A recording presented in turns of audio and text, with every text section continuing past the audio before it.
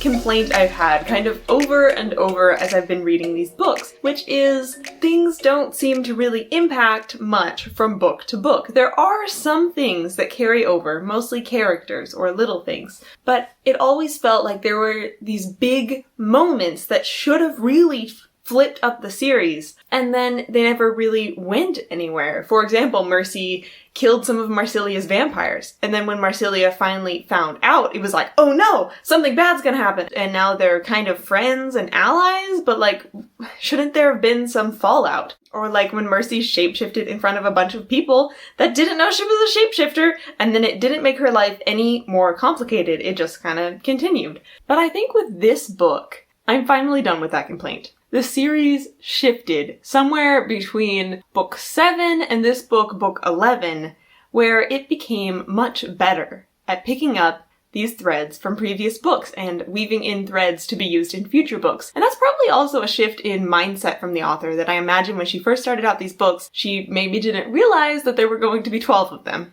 or more. Or maybe I'm just warming up to these books more and giving them more slack.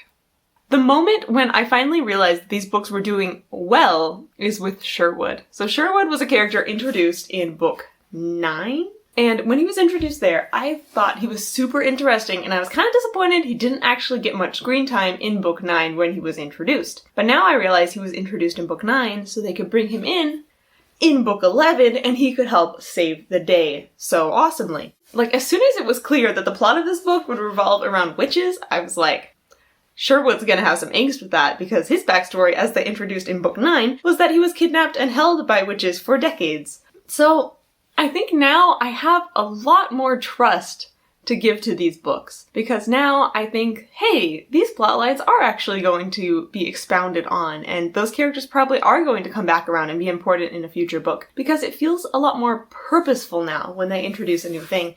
And one of the things that this book excelled at was the creepy supernatural vibe. These books are definitely marketed as paranormal romance, which I think is a little unfair because they do have romance in them, but they're much more than paranormal romance. They don't often get into the paranormal horror vibe, but when they went into the creepy witch's house that had recently had a massacre, that was a genuinely creepy scene. I think it was a combination of seeing all the characters' reactions to the house, that they were all very creeped out, especially Sherwood, who is traumatized from his own experiences in a witch's house, and now he has to go into this other one, and it gave me the heebie-jeebies. And the most masterful part of all of that is that earlier in the book, they had already introduced that there were zombies in this book. So then when they go into a house that is full of dead witch bodies, I kept expecting one of them to turn into a zombie and start attacking them.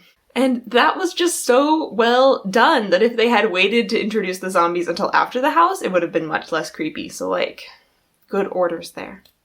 But probably my favorite part of this book was all of Mercy's little phone calls to her husband, Adam. So Mercy and Adam started getting together in, book 3, and then they got married in, book 6. But the entire time, I was kind of worrying for their relationship. Excited for the drama that would happen because of this, but also worrying, is their relationship actually going to work out? Because it's been established that Adam is kind of an overprotective control freak, and I kept waiting for that to become, a big thing. But the wonderful middle ground that they've found here, I just want to applaud these characters for it. Because Mercy doesn't ask permission before she runs into danger and helps save the day. But she does give Adam the courtesy of always calling him. Usually, he doesn't pick up and she gets his voicemail because he's busy with other werewolf stuff. And then she leaves a message hey, I'm off to go save the day at this place if you want to meet up, bye. And then after she goes and saves the day, she calls him again hey, just saved the day, don't worry about me, it's all fine.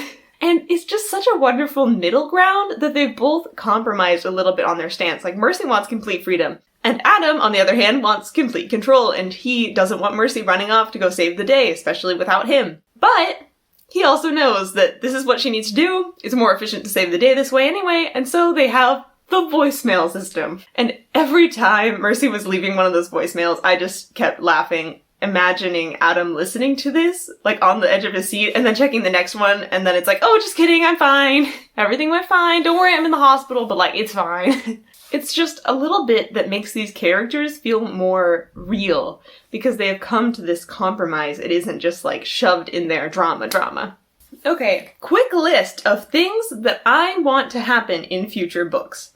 One, I want more Wolf. Wolf is a wonderful character. I love that his name is Wolf and yet he's a vampire. That's fun. He's also on this perfect balance between really creepy and kind of trustworthy, and I can't wait to see where he falls on that balance. Another thing that I keep thinking about is Z, because Z is like Fae, which means that he's really big into deals and always tells the truth, etc. And he's always giving all these favors to Mercy, and I'm thinking, if he's big into balance and stuff, doesn't that mean that Mercy will have to like repay him one day?